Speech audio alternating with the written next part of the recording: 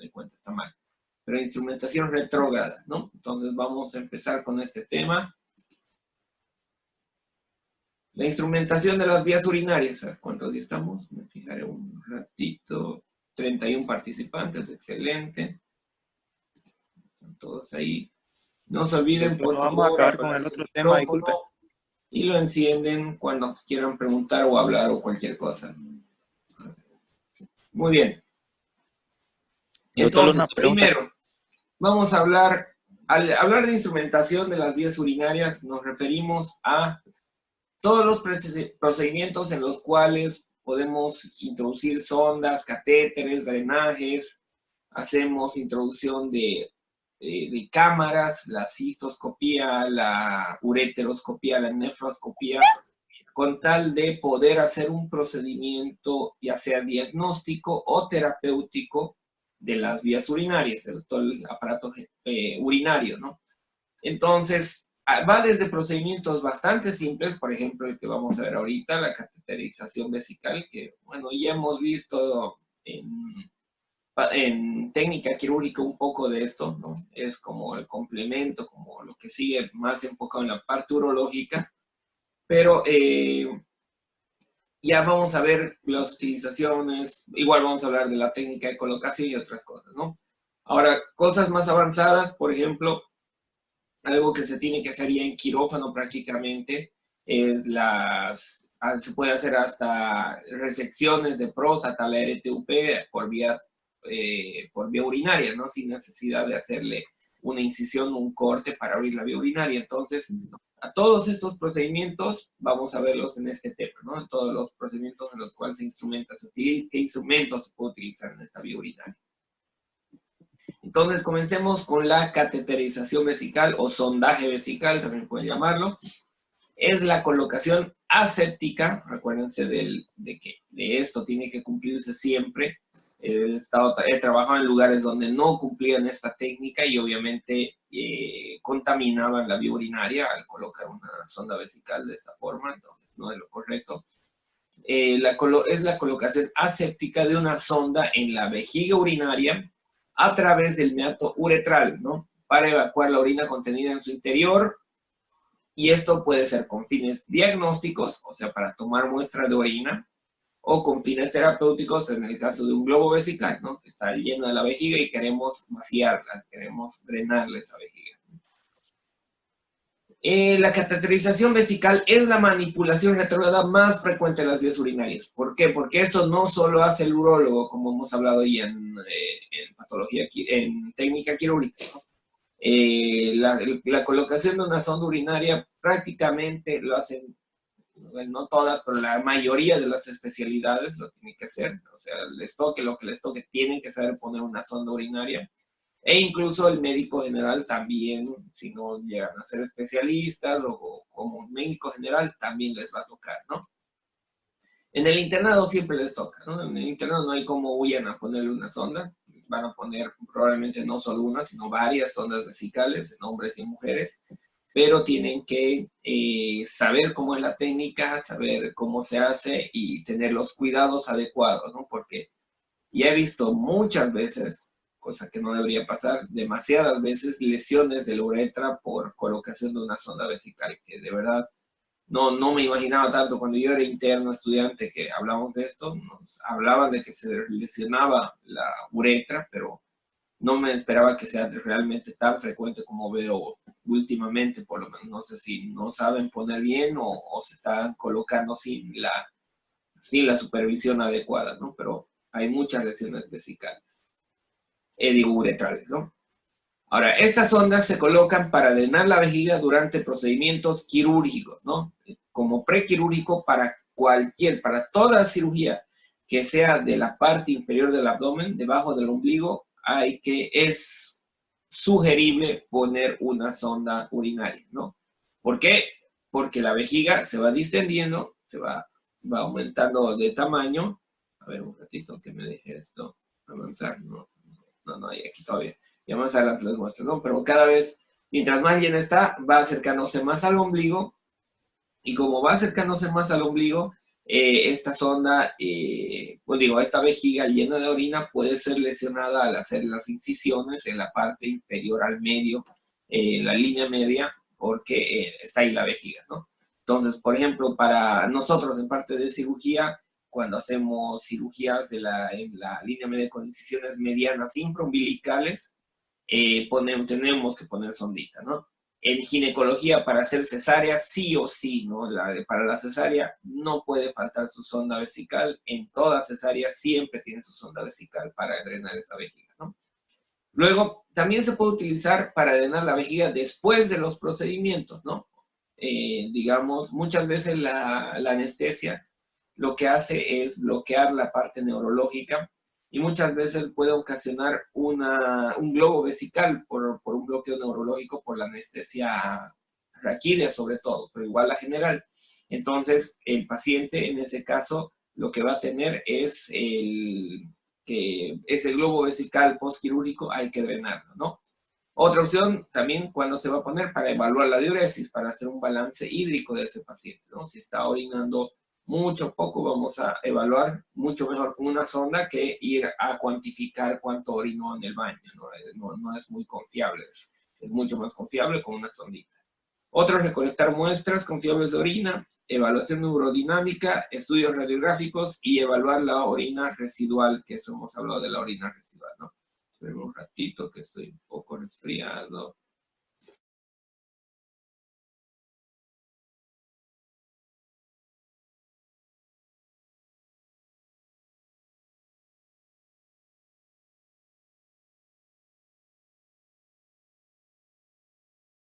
Ahora sí, perdón, un poco resfriado ando, así que no es coronavirus, no se preocupen. Entonces, al hablar, ¿no?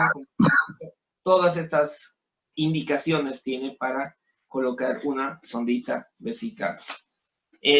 Cuando hablamos de evaluación neurodinámica, ¿a qué nos referimos? Nos referimos a ver cómo es la micción del paciente, ¿no? Ver la fuerza con la que se contrae la vejiga, y la cantidad de orina que va saliendo por segundo, para ver si no hay reflujo vésico ureteral, todo eso, ¿no? Estudios radiográficos se utiliza para poner contrastes, como hemos visto en la cistografía miccional o retrógrada, y para evaluar la orina residual, como hemos dicho, que siempre hay orina en la vejiga después de orinar, pero en procesos obstructivos suele aumentar eso. Entonces, ¿cómo vamos a saber cuánta orina queda después de orinar? Con una sondita, ¿no?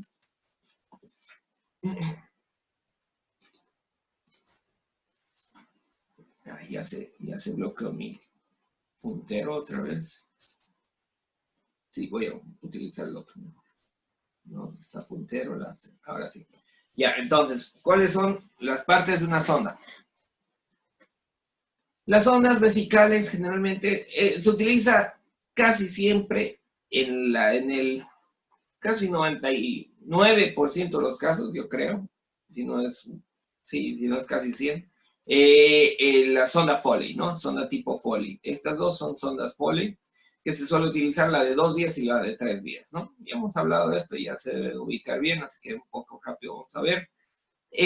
Tenemos la de 2 vías y 3 vías. ¿Cuáles son las vías? Una para salida del líquido y otra para insuflar el balón en la de 2 vías, mientras que en la de 3 hay una para introducir o sacar el líquido de la vejiga, el otro para drenaje, para conectar la bolsa colectora, y el tercero igual para insuflar el balón, ¿no?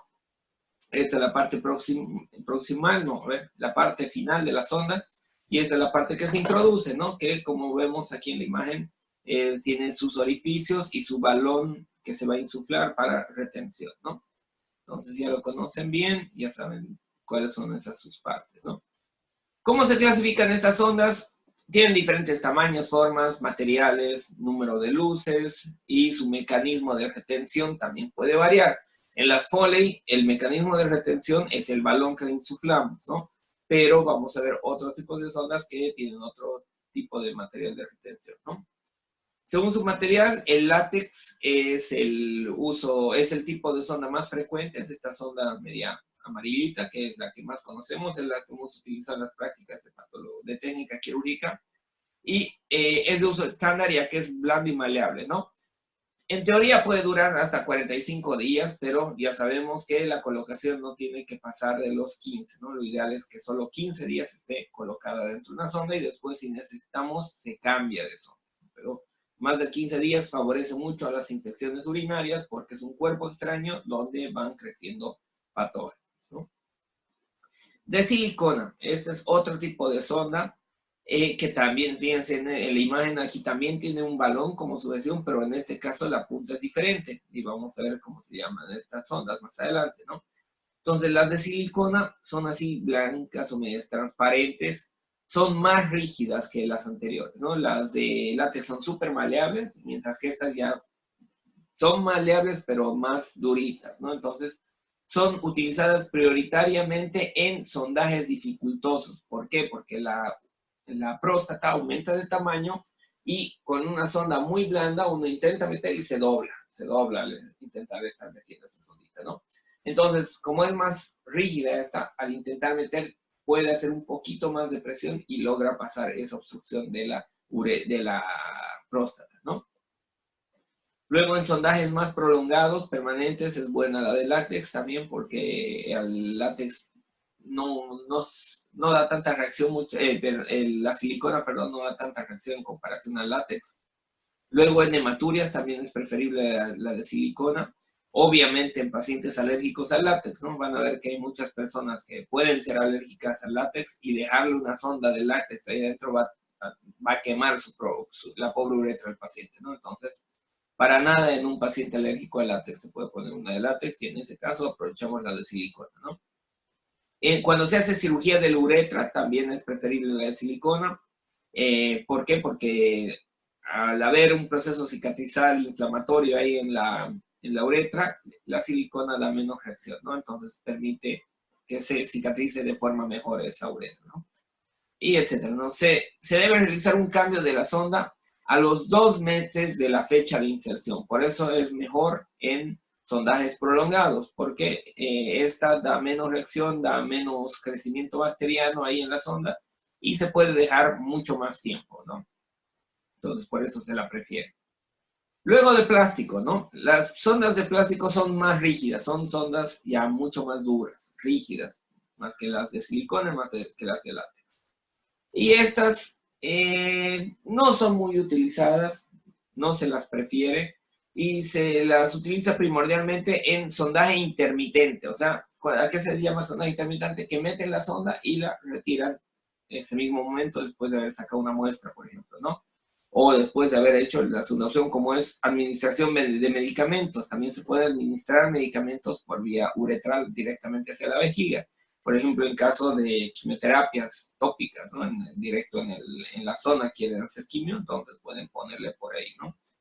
En caso de autosondajes, si el paciente ya acostumbrado, en el cual ya tiene, que ya tiene experiencia en colocarse, se puede poner. Sondaje evacuador, es lo que hemos dicho, se mete a la sonda, se evacúa el líquido y se la saca la sonda y nada más, ¿no? Luego, en exploraciones radiológicas y funcionales del aparato urinario también se puede utilizar el plástico, ¿no? Estamos nombrando varias indicaciones, pero como les digo, es raro utilizar generalmente esto, es muy raro, mucho más frecuente silicona y obviamente mucho más frecuente las de látex, ¿no? Y no debe superar los 7 días tras la inserción, o sea, no se tiene que mantener más de una semana estas de plástico y como les digo, idealmente solo se mete y se saca la sondita, nada. El calibre, no me acuerdo si hemos hablado de esto en técnica, pero igual es bueno aclarar y recordar porque todo el tiempo se olvida uno, ¿no? Los French, se mide en French el calibre, ¿no? En la unidad francesa se llaman French. ¿Cuánto mide un French? Un tercio de un centímetro, 0,33 milímetros. O sea que sí, perdón, de un milímetro. O sea que 3 French es 1 milímetro y 30 French son 10 milímetros o 1 centímetro de calibre, ¿no? No estamos hablando de diámetro, no de longitud, no de diámetro, de calibre. La elección del tamaño de la sonda depende del paciente, del propósito, del sexo, también nos ayuda, aunque van a ver que generalmente se superponen hombres y mujeres, pero en niños suele ser hasta 14, de 8 a 14, 8 en niños muy pequeños, 14 ya hasta adolescentes puede ser. Y en adultos generalmente de 14, que digo que es un poquito bajo, generalmente 16 o 18 son los que se suelen utilizar en adultos, ¿no? El 16 y el 18 más frecuentes. Puede ser un poquito mayor, hasta 20, y después en algunas patologías, por ejemplo en cirugías prostáticas, generalmente se utilizan más grandes todavía, ¿no? Más que 18, se utiliza 22, 24, 26, calibres mucho más gruesos, ¿no? Esta, por ejemplo, es la de 8 probablemente, esta debe ser de 14, esta es de 16 y 18 y esta ya una de 20 probablemente, ¿no? Van aumentando así su calibre, su grosor. Ahora, según la estructura, ¿cómo se clasifican las sonditas? Las sondas con balón y las sondas sin balón, ¿no? Las sondas con balón son las que se fijan, tienen su sistema de autosujeción una vez que se ha colocado, insuflando el balón desde su extremo distal, ¿no? Como ya sabemos. Las sin balón son, por ejemplo, la Nelaton, esta sonda, que se utiliza para sondajes intermitentes, son las de plástico también, ¿no? Y no tiene necesidad de fijación, ¿no? Se mete y una fijación interna, no tiene una fijación interna, se la mete y generalmente se saca, o si necesitamos dejarlo un momento más, se puede utilizar un esparadrapo o algo en la parte externa para fijarla, pero como hemos dicho, no es lo ideal, ¿no? Incluso de la literatura refiere que se la pueden fijar externamente con puntos de sutura, ¿no? Obviamente esto no va a ser a nivel de los genitales externos, ¿no? Nadie va a suturar una sonda al glande, sería un sádico, un salvaje el médico que haga eso. Pero lo que se puede hacer, por ejemplo, en estos casos es en una talla vesical, o sea, en una colocación de la sonda a través de la pared abdominal por una punción. En ese caso sí se tendría que suturar externamente, ¿no? Pero como es muy riesgoso, y el que no tenga un sistema de sujeción interna hace que sea muy fácil que se salga, entonces pues, siempre se prefiere generalmente con balón, ¿no? Alguien me está rayando la pantalla ahí, ni modo. Digamos, voy a borrarlo. No sé si fui yo, creo que no. Y ahora sí.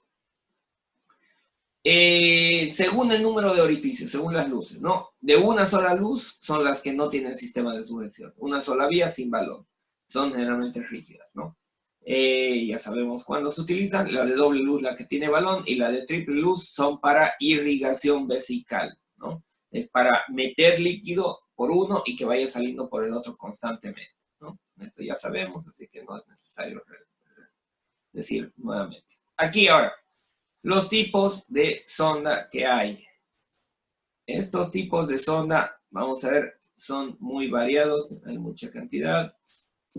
Entonces, un ratito no me deja ver sus imágenes, voy a ponerlo aquí abajo, ahora sí. Entonces acá tenemos la Foley, ¿no? La principal, la más conocida, y aquí tenemos otras que no tienen balón. Por ejemplo, la de Robinson es la rojita, esta de una sola luz, y la de Nelaton, esta otra que igual de una sola luz, ¿no? Son las de plásticos, semirrígidos, y solo es sondaje intermitente, no tiene globo. Las Foley ya las conocemos, como se ve al cortar la Foley, aquí está de dos luces, una luz grande por donde sale el líquido, y si se fijan aquí arribita, donde está mi puntero, ahí tiene una pequeña luz que es para el balón, ¿no? Mientras que la Foley de tres luces se ve así al cortarla, tiene una luz grande por donde va a salir el líquido, y dos luces pequeñas, una un poquito más pequeña que es la del balón, y otra un poquito más grande que es por donde se va a irrigar, se mete el líquido para hacer el lavado, ¿no? Y hemos visto que son flexibles. Aquí lo que nos interesa de la Foley es la punta. La punta de la Foley es redondeadita, ¿no? Como hemos visto en las prácticas. El material puede ser látex o silicona y son las más utilizadas, ¿no? Ahora, aquí vean, aquí abajo, los diferentes tipos de sondas que pueden utilizarse según la punta que tienen. Son diferentes tipos de punta que pueden tener las sondas. En general, la parte proximal, la parte externa, perdón, de la sonda, suele ser casi igual, ¿no? Pues suele ser una vía para, que se llama para drenar y otra vía para insuflar el balón, pero lo que, o si no, de tres vías, pero lo que va a variar generalmente es esta, la puntita, ¿no? Entonces, ¿cómo son estas sonditas? La punta de Cuvier, por ejemplo, la punta de Cuvier, en lugar de ser una punta redondeada como aquí, como se ve en la Foley, tiene un pico de flauta, se llama. Es como si fuera una flauta que en ese aspecto tiene la puntita, como ven ahí en la imagen. Entonces, en este caso, facilita el drenaje de hematuria o para mantener un circuito de lavado. Tiene varios orificios, como pueden ver. ¿Y por qué facilita el drenaje de la hematuria? Porque, como pueden ver, sus orificios son grandes, ¿no? De la sonda Foley, muchas veces el orificio es relativamente pequeño y está en la parte, no en la punta directamente, sino un poquito más atrás. Entonces, en este caso, en caso de que se formen coágulos por la hematuria, permite una salida constante de eso y evita que se coagule y que se obstruyan los orificios por los coágulos, ¿no? Luego aquí está la punta de Tiemann, o se la conoce como pico de pato también, ¿no? ¿Y por qué se llama así? Por la forma que tiene la punta de la sonda, ¿no? Entonces, esta puntita, por ejemplo, es así, curvilínea, pero esta punta es más rígida. Esta parte de acá es más rígida que el resto de la sonda. No se suele doblar esta punta mucho, casi nada prácticamente. Entonces, es más rígida y es más puntiaguda, como pueden ver, más finita, ¿no? Entonces se utiliza, y esa curvatura aparte nos sirve para, se adapta a la curvatura normal de la uretra, y por eso se utiliza en pacientes con dificultad de la colocación de sonda, con los prostáticos, porque la próstata nos está obstruyendo mucho, y para el vaciado vesical, ¿no? Entonces la Tiemann se utiliza en esos casos y es la pico de pato, perdón. Otra, la de Nelaton, que es como hemos visto la otra sonda, que es redondeada, y el catéter estándar, ¿no? Que tiene dos orificios a los lados y es redondeada, es parecida a la Foley, pero un poquito menos puntiaguda, es más Roma esta, ¿no? La Foley es un poquito más finita la punta, ¿no? Luego, al otro lado, la Mercier, punta Mercier, es angulada como la Tiemann, como la del pico de pato, pero no tiene esa finura, esa longitud aparte, ¿no? Es una punta redondeada, pero angular, más o menos a 30 a 45 grados, ¿no? Y es para cuando hay dificultad para introducir en algún proceso que tiene la uretra membranosa o la uretra prostática que nos está impidiendo introducir de forma adecuada, ¿no? Entonces, esta punta de Mercier también es parecida a la Tiemann, pero más cortita, ¿no? Y por último, la punta de Dufour, que también es muy parecida. Fíjense, la Mercier, la Tiemann y Dufour, las tres son anguladas. Una es más fina, la otra es más cortita, y esta es como una Mercier, pero más larga, ¿no? La angulación de la punta es un poquito más larga.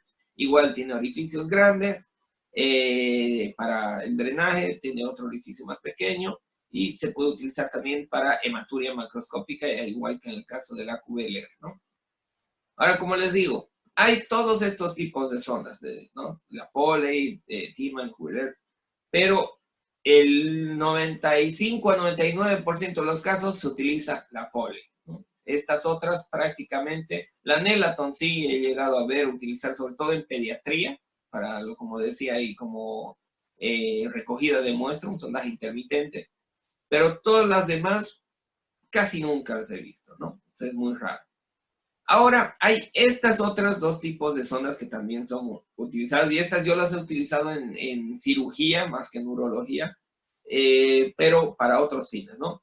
Primero, estas sondas, una se llama Mallecot y la otra se llama Petzer, ¿no? La sonda de Mallecot y sonda de Petzer, que estas son para introducción de forma quirúrgica. Tienen un sistema de sujeción, ambas, pero no es un balón. Fíjense cómo es. Esta, la Petzer, es como en punta de cabeza, punta de hongo, más o menos, ¿no? Tiene la forma de un honguito. Mientras que esta otra, la de Mallecot, en lugar de que sea una estructura así que cubra completamente, tiene como unas prolongaciones. O sea, esto es como una estrella, más o menos, pero la idea de esto es que cuando se está dentro de la vejiga, eso se expande y eso mantiene durante su introducción, mantiene la sonda ahí adentro. Pero si se lo jala con una fuerza relativamente fuerte, esto se va a alargar, se prolonga, ¿no? deja de estar así doblado, porque esto es látex también, y se estira, y ahí ya permite de que esta forma de estrellita vaya a salir fácilmente, ¿no? Mientras que esta de Petzer sí es más difícil sacarla porque es un poco más rígida eso, entonces a veces se necesita otro procedimiento para poder sacarle esta sondita, ¿no? Entonces, Malecot y Petzer son para introducción quirúrgica, para cirugías vesicales, para cirugías, como les digo, yo he utilizado en ¿qué se llaman? Secostomías. ¿Qué es una secostomía? ¿Quién me dice? Para que reaccione y para que lo escuche, que no lo escuche todavía hoy día. A ver, vamos a ver a alguien que esté sin video para molestarlo. Aquí la primera sin video que encontré. Claudia, ¿qué es una secostomía? ¿Qué me dices? A ver, vamos a activarle su audio. Ah, es de Claudita, muy bien. Ay, perdón, me está comiendo. A ver, tranquila, ¿sabes? No te escucho. Voy a poner tu audio. No me deja activar tu audio, no sé por qué. A ver, vamos a activarlo. Oiga, doctor, esos mecanismos que tienen esas ondas son en vez de la insuflación. Nada, todavía. A ver, me chateó. Escribió, no sé qué pasó. No funciona el audio. Bueno, ni modo. Bruno, que está el siguiente en mi imagen, a ver que me, aunque está con imagen, pero igual que me diga. ¿Qué es una secostomía, Bruno? Que siempre responde Bruno. Secostomía, no sé, creo que saca el seco, ¿no? Ah, ya, no hay problema, Claudita, está bien. Doctor, hay una, Sabemos que algo está Bruno, siendo ¿qué me dices? sacado. Sabemos que Ahora sí, ya está tu audio. hay una sonda que se pone en los secos para salida de aire. Perdón, no te escuchaba. Es una sonda que se pone en la luz del intestino para salir de aire. ¿En el intestino? ¿En qué parte del intestino? En el colon. En colon. ¿Más específica? Ciego. el ciego. Exactamente. Secostomía es una, o sea, según la terminología que hemos hablado, secostomía se refiere a una exteriorización de qué órgano, del ciego, ¿no? O sea, para que el ciego esté comunicado al exterior. Entonces, en ocasiones, por ejemplo, en apendicitis complicadas, una apendicitis que está perforado el apéndice, pero en su base, una perforación muy grande, es difícil hacerle puntos para cerrar esa perforación y es riesgoso, ¿no? Entonces, mejor por esa perforación se le mete una sonda para que por ahí vaya saliendo el material que vaya a llegar del intestino delgado y se pueda sacar, ¿no? Creo que no lo escuchaba porque estaba en silencio mi audio, recién me acabo de dar cuenta, pero igual. Sigamos entonces. En caso de secostomías, yo he utilizado, creo que la de Petzer más que todo, sí, la de Petzer principalmente. ¿Dónde está? Siguiente. Aquí, bueno, vamos a hablar rápido porque son cosas que ya hemos visto, ¿no? Hasta el anterior semestre y aquí cosas que estamos redundando un poquito. La Foley ya conocen, la de Nelaton, la imagen son estas. La de Nelaton, fíjense cómo es su cabo externo, ¿no? Es diferente, es parecido a una sonda nasogástrica, muchas veces una Nelaton. Es de plástico, su cabo distal es de esta forma, sus orificios son parecidos a los de la sonda nasogástrica, pero lógicamente son más cortitos, ¿no? Una sonda nasogástrica es mucho más larga, mientras que una Nelaton es de unos máximo 30 centímetros, mira, incluso menos, unos 20, 15, dependiendo, no sé exactamente, pero no, son mucho más cortas, ¿no? Bueno, aquí ya hemos visto los tipos que son y las indicaciones. Foley generalmente se utilizan en casi todos los casos, depende de si es 2 o 3 vías, y Nelaton para drenaje solamente, ¿no? Tiemann, otra vez aquí vemos ya un poquito, hace rato vimos en el esquema, aquí se ve, este es como se ve la punta de la sonda de Tiemann, ¿no? La Cubeler se ve acá más o menos, no se ve muy bien, y la de Mercier, vean cómo son las puntitas, ¿no? Punta acodada, acodada, olivada puntiaguda, más dura, y biselada la Cubeler en flauta, ¿no? Que no se nota muy bien en la imagen la puntita en flauta. Aquí vuelve a decir lo mismo que hemos hablado, así que no vale la pena. La Dufour y esta no hemos hablado, la Foley-Seal, ¿no? Esta es una punta completamente abierta, ¿no? ¿Para qué? Porque por esta sonda podemos meter una guía de referencia. Entonces, la guía nos sirve cuando hay dificultad para introducir una sonda porque la hace más rígida, ¿no? Es como, creo que algunos han visto, algunos llevaban sondas Foley el anterior semestre, pero pediátricas que tenían una pequeña guía de plástico adentro, ¿no? Porque era demasiado blandita esa sonda, tan delgadita y blandita que se doblaba muy fácilmente, era muy maleable. Entonces, en esos casos se necesita una guía en la parte interna para que lo haga un poquito más rígida. Y eso en pediatría, ¿no? Pero en adultos también a veces se necesita una guía para meter por dentro de la sonda y esa guía lo que hace es, lo hace más rígida para que sea más factible la introducción, ¿no? Entonces, ¿cuándo se puede utilizar esta fólisis? En casos de prostatectomía, postoperatoria de prostatectomía radical, ocasionalmente, ¿no? A ver, un ratito. La técnica de colocación, esto ya son maestros ustedes, vamos a hablar rápido, se prepara el paciente, informarle del procedimiento, siempre hay que avisarle, señor, le voy a poner una sonda por la uretra, explicarle bien. Todas las personas, ¿qué es lo que más miedo tienen generalmente? Nos dicen, ¿va a doler o no va a doler? Ustedes tienen que explicarle que es molesto, es incómodo, pero no tendría que doler, ¿no? Posiblemente vaya a doler a los pacientes prostáticos, a los que tengan alguna obstrucción, porque es más difícil meterlo en ese caso, ¿no? Pero hay que explicar que generalmente no duele, pero sí molesta, ¿no? La posición del paciente, explicarle hombres piernas separadas, como hemos hablado, ¿no? Mujeres con la posición ginecológica, más o menos, bueno, posición sí, ginecológica en la que doblan las rodillas y piernas separadas, ¿no? Vamos a ir rápido todo esto. Material necesario, conocemos todo el material, todo estéril principalmente, ya saben, no tienen que contaminarlo. Las normas básicas, lo que hemos hablado, ¿no? Ya sabemos que tenemos que encontrar el orificio uretral, ya sea en la mujer es lo difícil eso, ¿no? ¿Hace cuánto? Hace una semana, una interna, igual. Doctor, ¿por dónde tengo que meter la sonda? No sabía el orificio, cuál era el orificio para meter la sonda. Y realmente en algunos casos es difícil identificarlo, ¿no? Aquí en foto, miren acá, comparen este con este. ¿Cuál es la diferencia? Aquí vean, el orificio vaginal está acá, aquí está el de la uretra y aquí está el clítoris, ¿no? Acá, de esta distancia no es muy grande en este caso, es casi justo al medio del orificio uretral. Mientras que en este otro caso, fíjense, está mucho más alejado del clítoris. Entonces, este es el orificio uretral y aquí está el orificio vaginal. Entonces, vean que puede variar, no es en todos los pacientes exactamente a la misma distancia. A veces por eso es un poco difícil ubicarlo y aparte es un orificio relativamente pequeño, ¿no? En estas son pacientes, se nota que son jóvenes, se nota que son pacientes no muy gorditas. Entonces, es mucho más fácil en estos casos.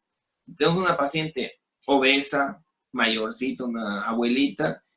Hay mucho tejido adiposo por aquí. Todo este tejido es difícil para abrir esos labios. Entonces, es bastante complicado, ¿no? Entonces, así, en estos casos es facilísimo ubicar y poner, ¿no? Pero van a ver, hay otros casos que es mucho más complicado, ¿no?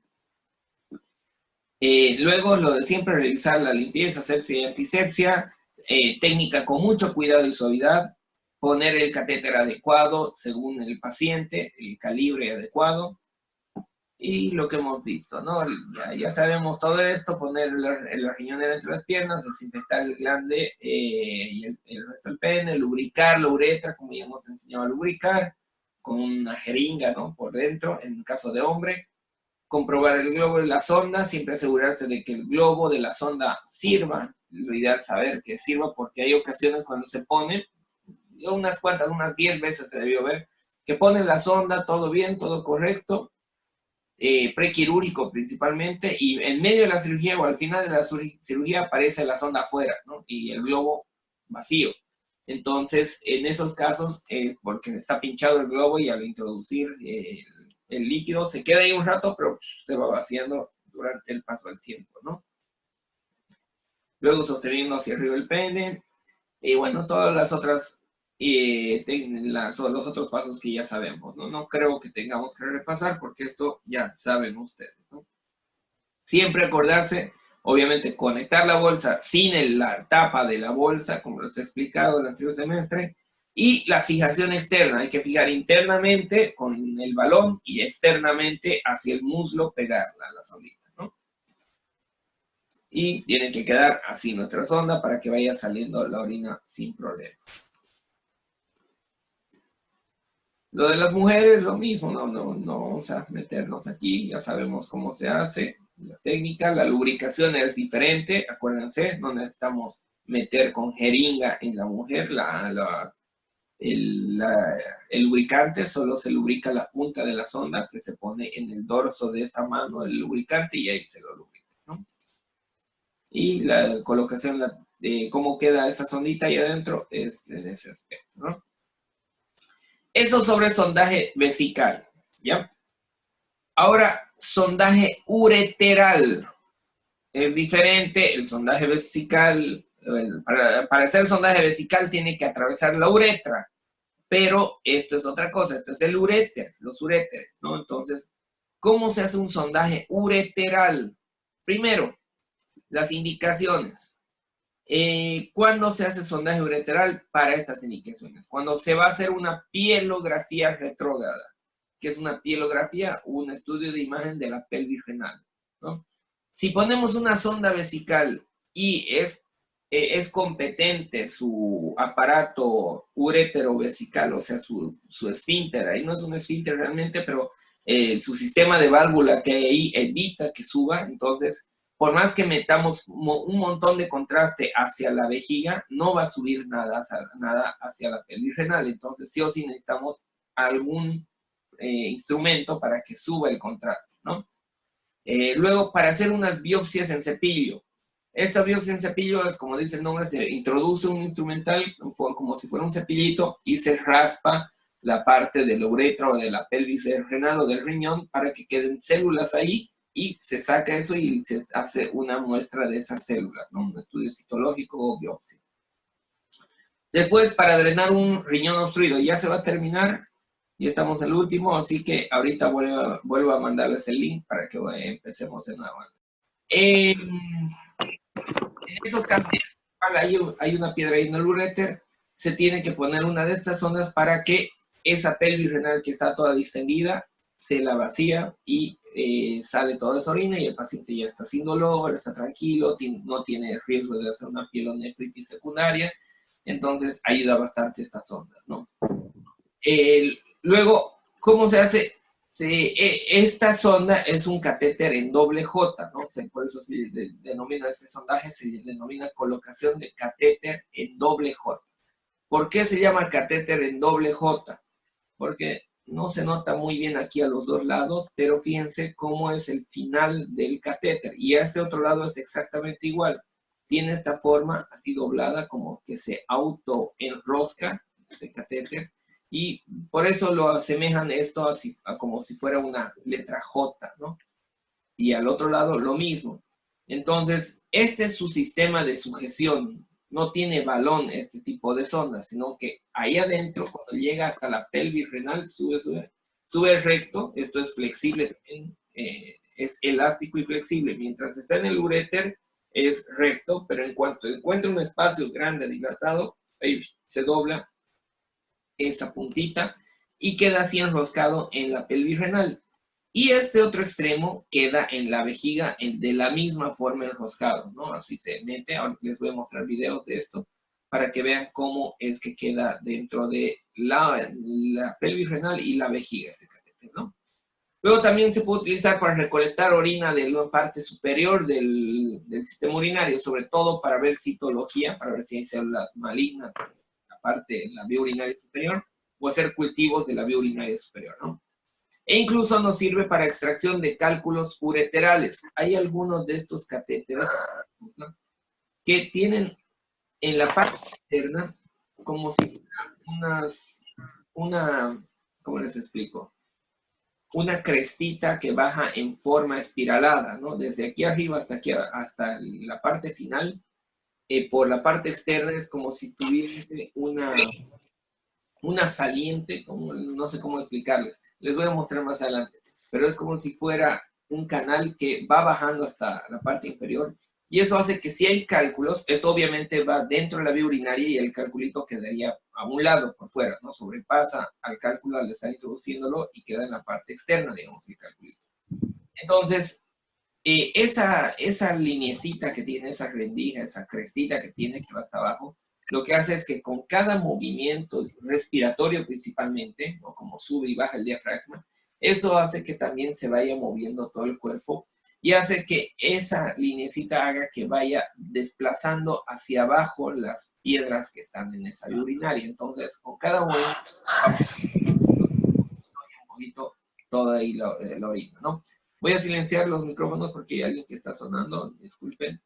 Y después, bueno, pues si quiere hablar, habla. Ya estamos silenciados. Ahora sí, entonces, por medio de esas ondas se puede, ayuda a que vaya expulsando el cálculo de forma distal, no vaya bajándolo cada vez más.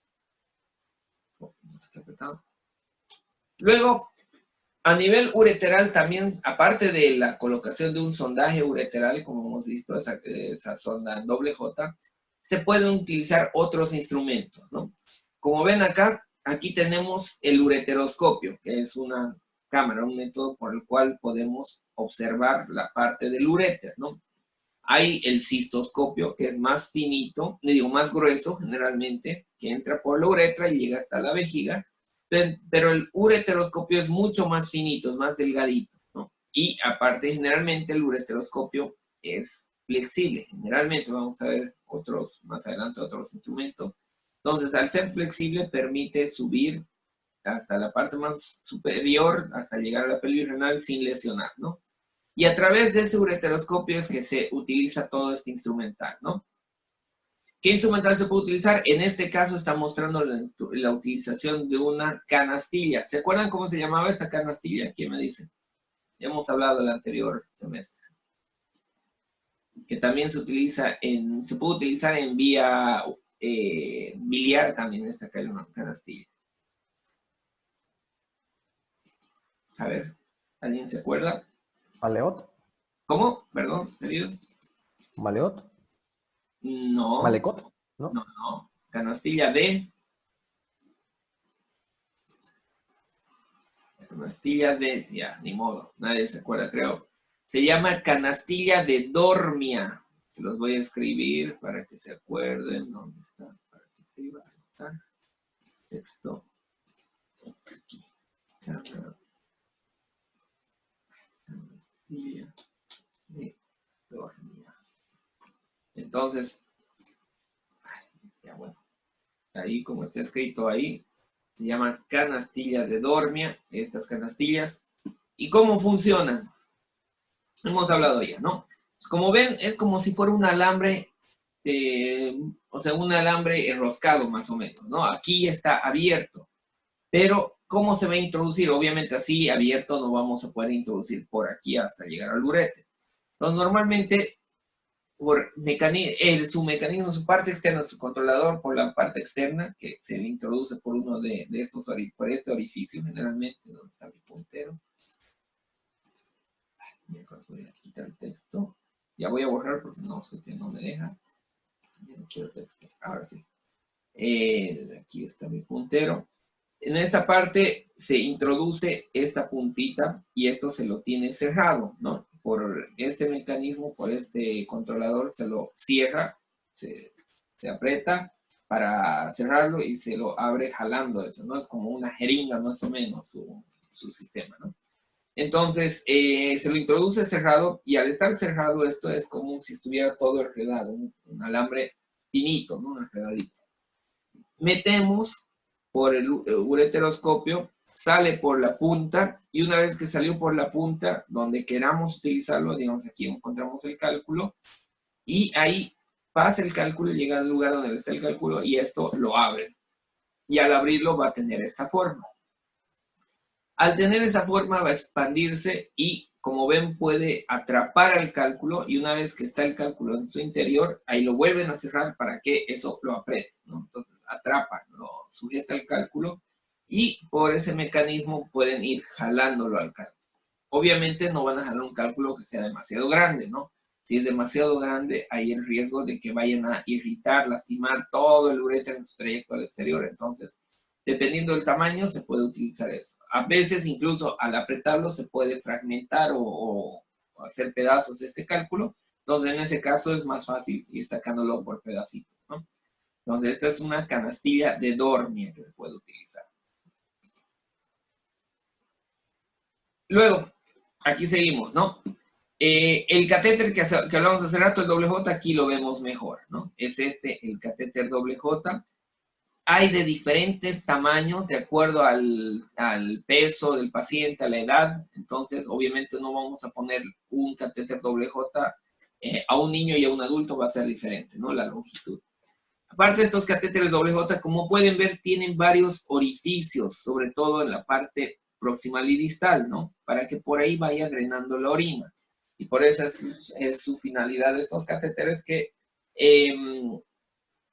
se los ponen para cuando hay un cálculo ahí en la parte, en la vía urinaria, está aquí el calculito, por ejemplo, se lo introduce el catéter para que quede adentro y afuera, enroscado esas sus puntas, sus dobles gotas, y la orina vaya a pasar de aquí hasta acá por dentro del catéter, ¿no? También no solo va a pasar por dentro, al estar introducido en el uréter, también puede evitar que vaya por fuera.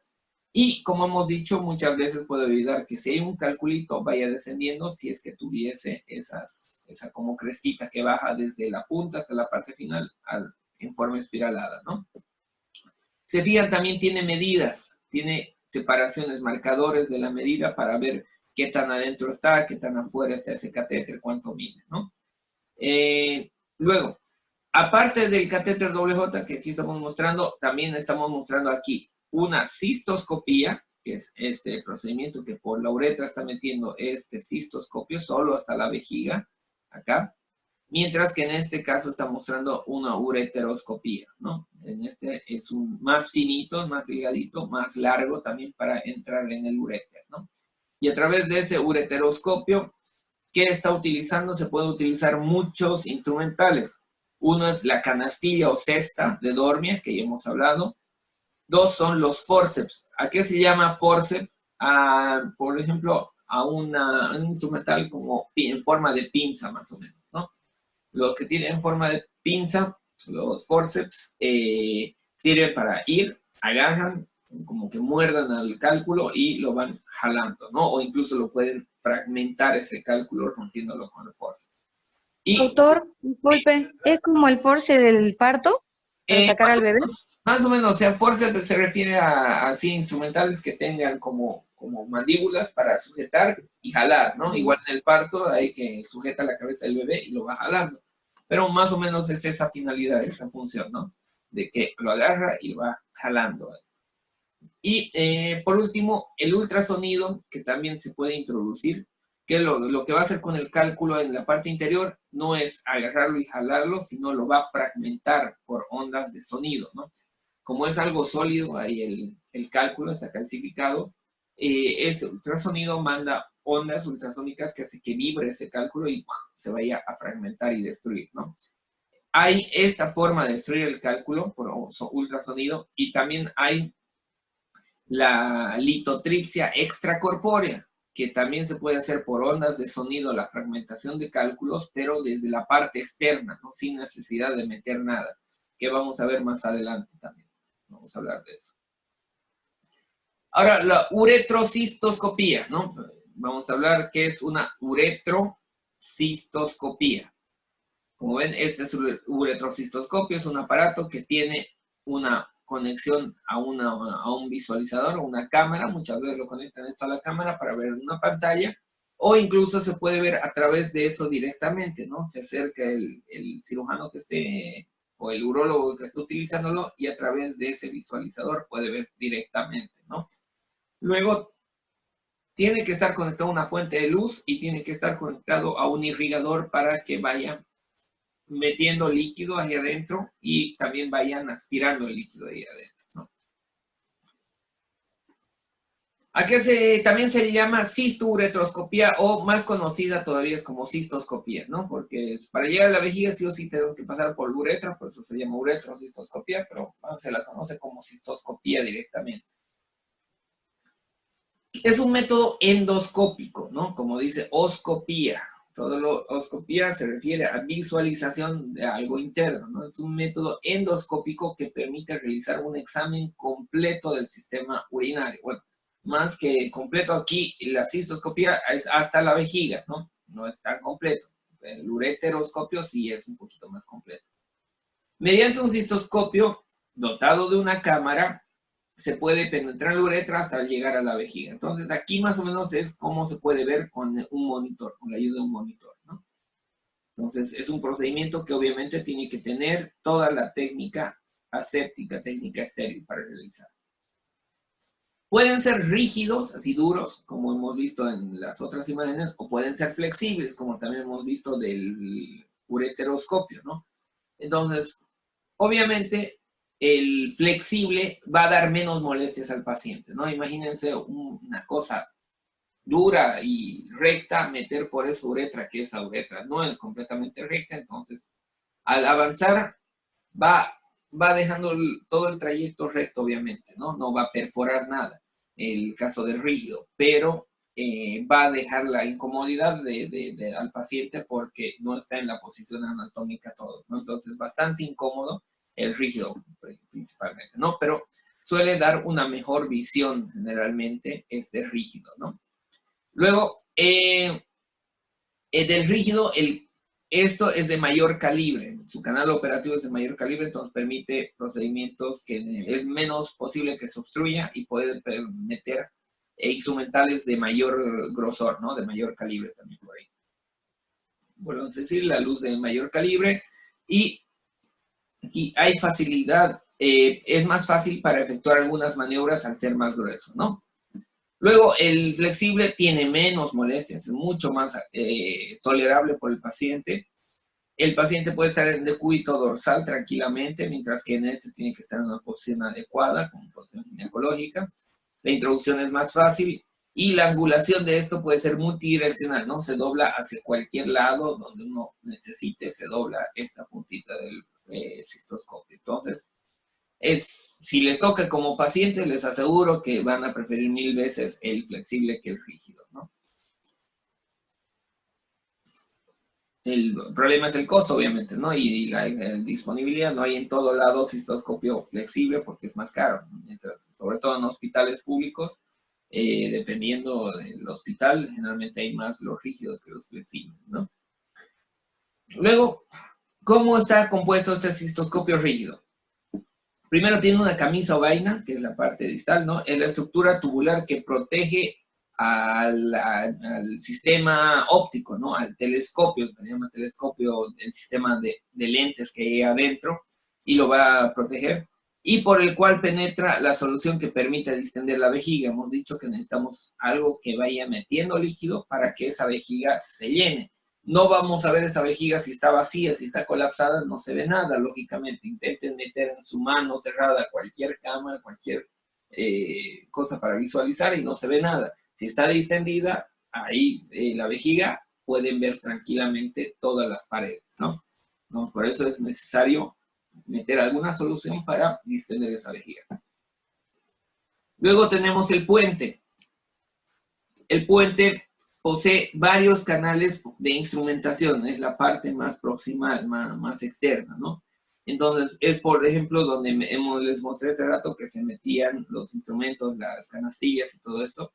Y posee varios canales de instrumentación por donde penetra el telescopio, y en el telescopio hasta ahí, catéteres, agujas, pinzas o cualquier cosa, cualquier cuerpo extraño, ¿no? O sea, o pinzas, perdón, de cuerpo extraño, o sea, los forceps. Entonces es la parte más proximal donde se conecta todo prácticamente, ¿no? Por eso se llama puente, porque de ahí se conecta el telescopio hacia los otros instrumentos, hacia la fuente de luz, hacia la cámara si fuera con un monitor, entonces es lo que une todos los segmentos, ¿no?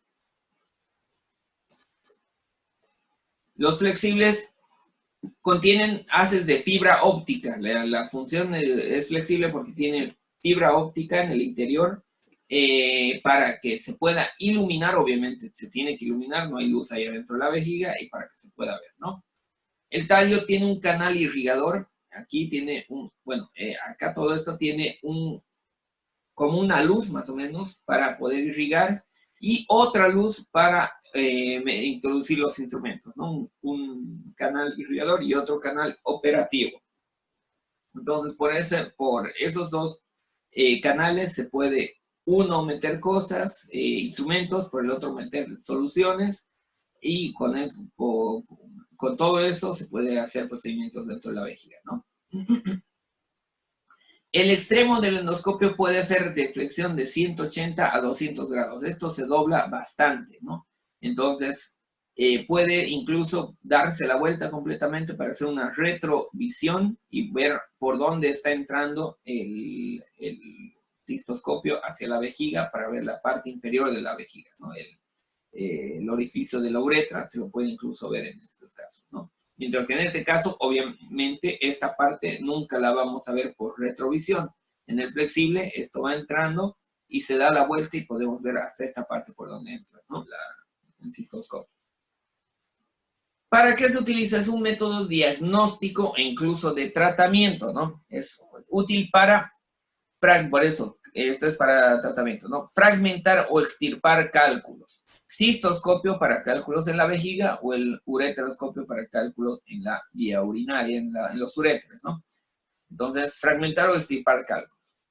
Otra utilización muy frecuente es realizar biopsias, ¿no? Se tiene una lesión en la vejiga, un tumorcito, una bolita, no sabemos qué es, entonces metemos el cistoscopio, vamos y toma igual con un instrumental específico, tiene como unas mandíbulas que muerden y jalan tejido, ¿no? Ya sea en vejiga o puede ser incluso en próstata, ¿no?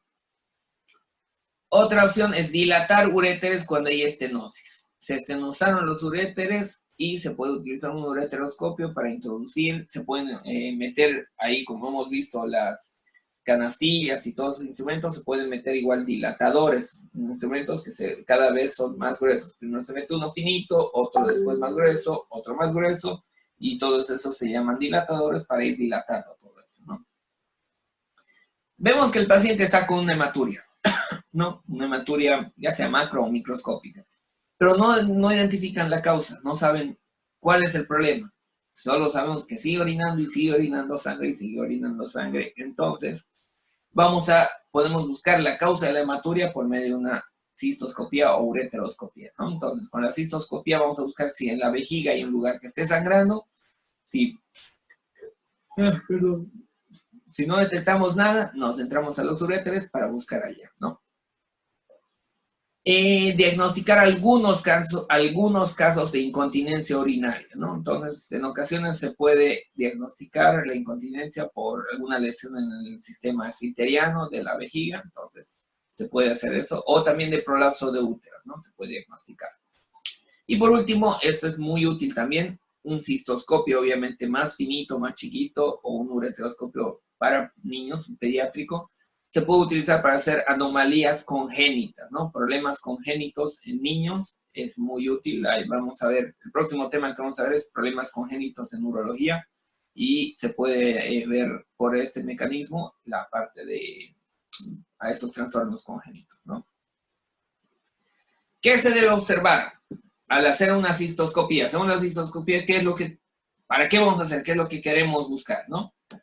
Primero, al ir introduciendo, ya tenemos que ver toda la uretra en su totalidad, evaluando sobre todo cuando estemos llegando a la próstata, los lóbulos prostáticos, ¿no? Entonces, vamos metiendo, aquí obviamente hace la mujer, vemos toda la uretra hasta su llegada a la vejiga, ¿no? Y en el hombre, cuando estemos por la próstata, ver si hay algo raro por ahí, ¿no? 2, identificar la cresta interureteral, que, bueno, esa es parte del trígono vesical. Evidenciar los orificios ureterales, que son estos dos de acá, ¿no? Van a ver, obviamente sin experiencia, sin práctica, es muy complicado. Algunos videos les voy a mostrar o les voy a poner en la plataforma para que vean cómo se puede. Creo que he puesto ya algunos, no me acuerdo si este semestre o el anterior les puse. Pero intenten revisar y si no les puse voy a poner algunos videos donde se ve la vejiga y no sé cómo de verdad llega a identificar a un inicio los orificios de los uréteres. A mí me parece súper difícil, pero debe hacerlo ya con experiencia, debe ser relativamente fácil, ¿no? Y se ven esos orificios ureterales para ver si no sale pus, no sale sangre, si no está obstruido por algún cálculo o algún otro problema, ¿no? Y obviamente explorar toda la vejiga en orden, ¿no? Van explorando el suelo, van explorando las paredes posterior, las paredes laterales, la pared anterior, la que está aquí cortada, obviamente aquí la pared anterior de la vejiga, luego el techo o cúpula también de la vejiga. O sea, van a ver toda la vejiga para ver si hay alguna alteración ahí, ¿no? Hay que ver las características aparte de esas paredes, ¿no? Tienen que ser paredes lisas, la forma adecuada, el tamaño adecuado y la posición adecuada, ¿no? Por ejemplo, aquí tenemos una vejiga que creo que tiene todas las alteraciones posibles que pueda tener, ¿no? Aquí, por ejemplo, tiene un tumor de la pared vesical, se puede ver un corte, y aquí se lo ve el tumor como si estuviéramos viendo de la forma, desde dentro de la vejiga, por la cistoscopía, vamos a ver una bola, una masa ahí, ¿no? Ahora, el resto, esto que ven acá, ya no es parte del tumor, sino esto se llama vejiga en canasta de mimbre. ¿Cuándo se produce esa vejiga así con ese aspecto en canasta de mimbre? Esto se produce cuando el paciente tiene una obstrucción crónica a la salida de orina. Por ejemplo, los prostáticos de larga data, los que suelen hacer globo vesical frecuentemente, van a hacer esta vejiga en canasta de mimbre. ¿Y por qué se vuelve así? Es porque esa vejiga cada vez se distiende demasiado, más de lo que debería, y las fibras musculares quedan así como estas fibras que se ven acá, ¿no? Entonces, separadas. Y entre las fibras musculares es como que se hernia la mucosa y se forma esos como orificios, ¿no? Entonces, se distiende tanto esa vejiga constantemente, va a crecer esa vejiga, pero el tejido muscular no va a estar en toda la pared, sino en esos segmentos donde hay estas fibras, y eso le da ese aspecto en canasta de mimbre. Canasta de mimbre, para los que no sepan qué es, son las canastillas en las que a veces venden pollos fritos, por ejemplo, esas canastillas como de maderita, de fibras de madera, eso es una canasta de mimbre, ¿no? Por su parecido le llaman así. Les voy a escribir porque sé que algunos no saben. Vejiga en canasta de mimbre. ¿Por qué sucedía esta vejiga en canasta de mimbre, doctor? Dijo, disculpen, que no escuché. No hay problema, Cristian, bien que me pregunten. Es por una obstrucción crónica de la salida de orina, por ejemplo, los prostáticos. Entonces, eso va a hacer que constantemente esa vejiga se distienda mucho. Y lo que normalmente una vejiga que más o menos tiene como contenido máximo 500 ml, va a retener más y más y más orina. Hay vejigas a veces que tienen su globo vesical, se le pone la sonda y salen 3000 ml, ¿no? De una sola, ¿no? Entonces, imagínense una vejiga que puede almacenar 3 litros de orina, es una vejiga muy grande, entonces puede ser en esos casos, la pared ya va a estar deforme, a tener este aspecto, ¿no? De canasta de mimbre. Luego, ¿qué podemos encontrar, no? ¿Qué resultados anormales podemos encontrar en esa cistoscopía? Primero, anomalías de la próstata. Al estar entrando podemos ver ya la próstata agrandada, que esté sangrando esa próstata, que esté obstruyendo, que no deje entrar. A veces esa próstata puede estar tan grande y tan friable, tan débil, que al introducir podemos lastimar, podemos hacer sangrar y no podemos pasar más, ¿no? Entonces se llega hasta la próstata y listo, ¿no? En ese caso necesitamos cambiar de cistoscopio, ponerle uno flexible o un ureteroscopio que es más finito y ese sí va a pasar, ¿no? Luego podemos encontrar a nivel de vejiga pólipos, divertículos. Los divertículos también se ven como este aspecto de la canasta de mimbre, pero solo uno, ¿no? No van a ser tantos como hay. Pero voy a quitar esto, voy a borrar los dibujos y quiero el ratón, ahora sí. Quiero puntero. Puntero. Ahí está. Entonces, puede ser un divertículo, se ve como uno solo de estos de acá, ¿no? También podemos identificar eso. Quistes, luego. Este, por ejemplo, puede ser un quiste, ¿no? Porque está bastante redondito, bastante distendido, no sabemos si es sólido o tendríamos que ver con la luz muchas veces como se hace como una transiluminación y si vemos que hay líquido en su interior, eso sería un quiste, mientras que si fuera algo sólido ya sería un tumor, ¿no? Es otro posible hallazgo que encontramos ahí. Luego podemos encontrar estenosis de la uretra al ir entrando, sobre todo en pacientes que hayan tenido un trauma uretral, una lesión uretral previa, o incluso lesiones vesicales en los traumas también, ¿no? Esto en el tema de trauma en urología vamos a ver, porque a veces, por ejemplo, imagínense ustedes, es el caso típico, se van de fiesta, se toman sus buenas cervezas, en auto se van y al volver están ebrios y están yéndose rápido porque tienen unas ganas insoportables de orinar. Y están con el cinturón de seguridad, ¿no? Entonces se chocan y el cinturón de seguridad tenemos la parte superior, pero tenemos la parte inferior que va por el hipogastrio, que atraviesa el hipogastrio, en una vejiga muy llena con la fuerza del choque, va a jalar, va a comprimir la zona de la vejiga y puede ocasionar que se desgarre la vejiga, haya daños uretrales también. Entonces es posible que se lesione así la vejiga, ¿no? Luego, úlceras, se pueden encontrar úlceras, ¿no? Que son como cráteres que se ven en el interior, ahí en la vejiga, ¿no? Por infecciones, igual tumores pueden dar el aspecto de úlcera también en ocasiones, así que por diferentes causas podemos ver úlceras, ¿no? Luego, cálculos, como en este caso, que pueden ser dentro de la vejiga ya, o en la llegada de los uréteres, como se ve aquí en la imagen, porque acuérdense, este es el tercer punto de estrechez del uréter, y generalmente lo vemos ahí, el calculito, ¿no? O puede ya haber pasado el cálculo y encontrarse en la vejiga. Y por último, anomalías congénitas que ya hemos nombrado anteriormente, ¿no? Seguimos avanzando. Esto es la cistoscopía. Ahora la ureterorenoscopía es el nombre completo, ¿no? Que también se lo conoce solamente como ureteroscopía.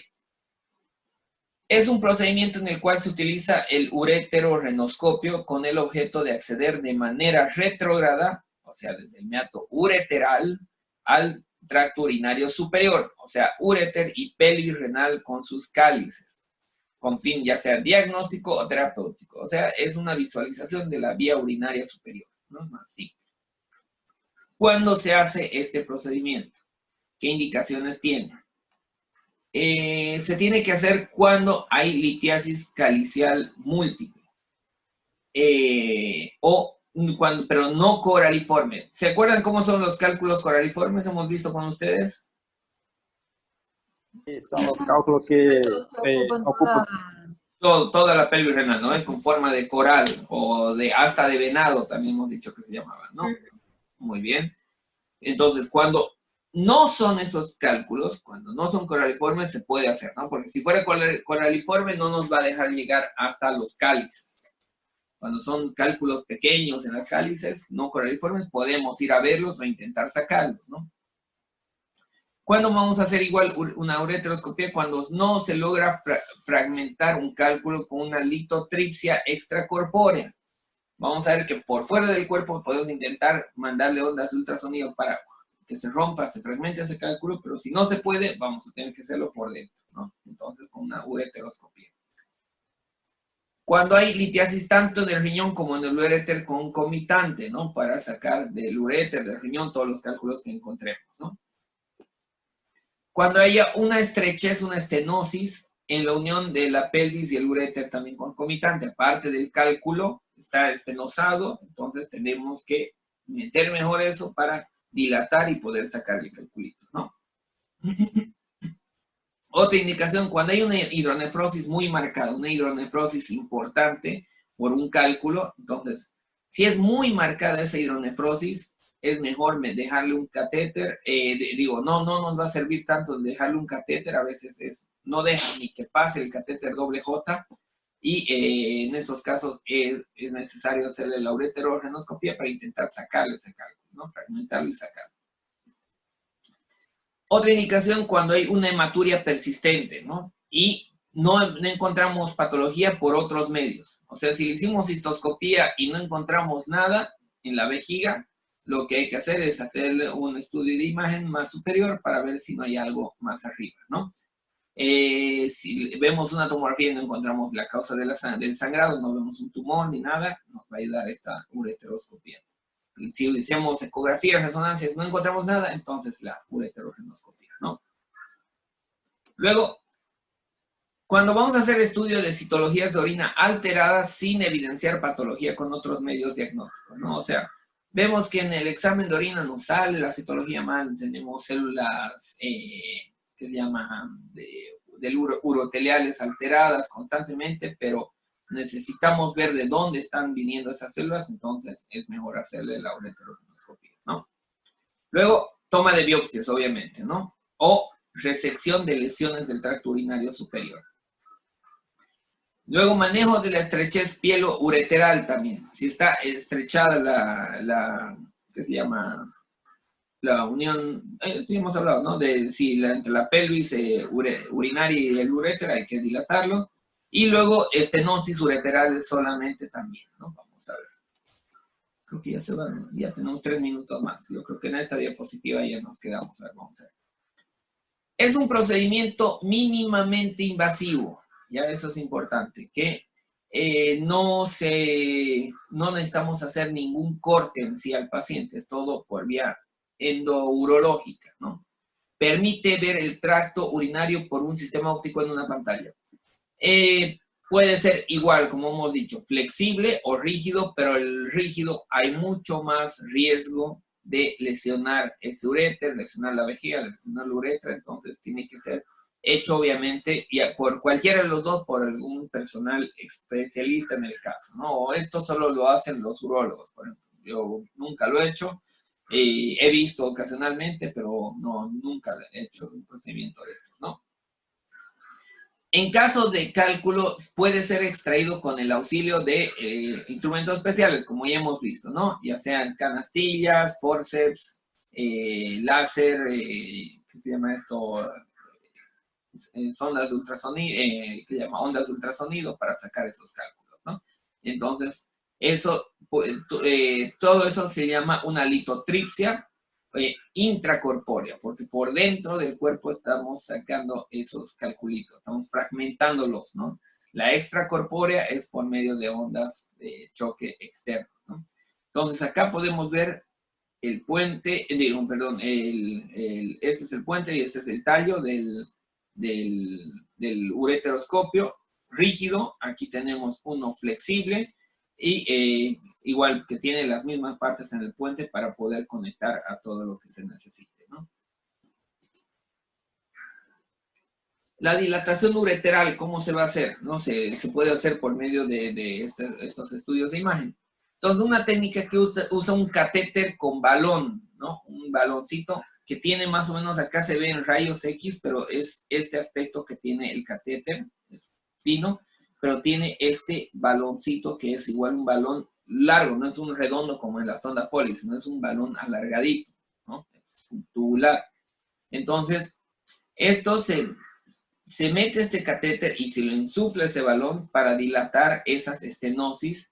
Y obviamente lo hacemos mediante estudio fluoroscópico, ¿no? Entonces se puede introducir por cistoscopía o por ureteroscopía ese catéter, pero tenemos que estar en un lugar donde haya rayos X para que se meta el contraste y veamos ahí, por medio del contraste, lo que se insufla el balón y lo que estamos dilatando, ¿no? La estenosis puede verse a procesos inflamatorios crónicos, una pielonefritis recurrente del paciente.